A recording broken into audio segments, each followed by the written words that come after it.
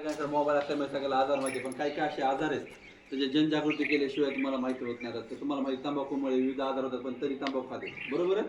त्याची माहिती इन्फॉर्मेशन आमचे सहकारी सर देतील. त्याच्याबरोबर मी तुम्हाला एक फ्लोरोसिस एक नावाचा एक आजार आहे बघा. फ्लोरोसिस कोणता? आता तुम्ही किती पण शाळेला पहिली ते आता 4थी 5वी पर्यंत काही कळलं नाही पण 6वी 7वीच्या नंतर पण क्षार माहिती आहे सर्वांना. त्याच्याविषयी पाण्यामध्ये विविध प्रकारचे क्षार असतात. तुम्हाला एक आजार सांगतो फ्लोरोसिस नावाचा शब्द घेताना फ्लोरोसिस नावाचा एक आजार आहे. तो आजार होतो पाण्यामुळे. हे विविध प्रकारचे घटकामध्ये पण असते पण तुम्हाला शक्यतो जास्त प्रमाणे जर पाण्यामध्ये असल्यामुळे तुम्हाला पाण्याविषयी माहिती सांगतात. या तुम्हाला क्षार माहिती आहे? समुद्राच्या मिठामध्ये आपलं समुद्राच्या पाण्यामध्ये सगळ्यात जास्त मीठ असते ना. पण आपल्या उघड्या डोळ्याने दिसतंय का?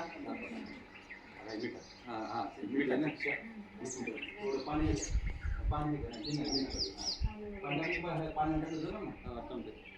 आता हे मीठ तुम्हाला मीठ माहिती आहे ना. मीठ म्हणजे क्षार आहे बरोबर आहे. आता हे पाण्यामध्ये जर टाकलं आता तरी विरघळल्यानंतर तुम्हाला दिसतंय का ह्यामध्ये जोपर्यंत त्याची वेगळ्या प्रकारची टेस्टिंग केली जाते मग तोपर्यंत मीठ वेगळं जातं.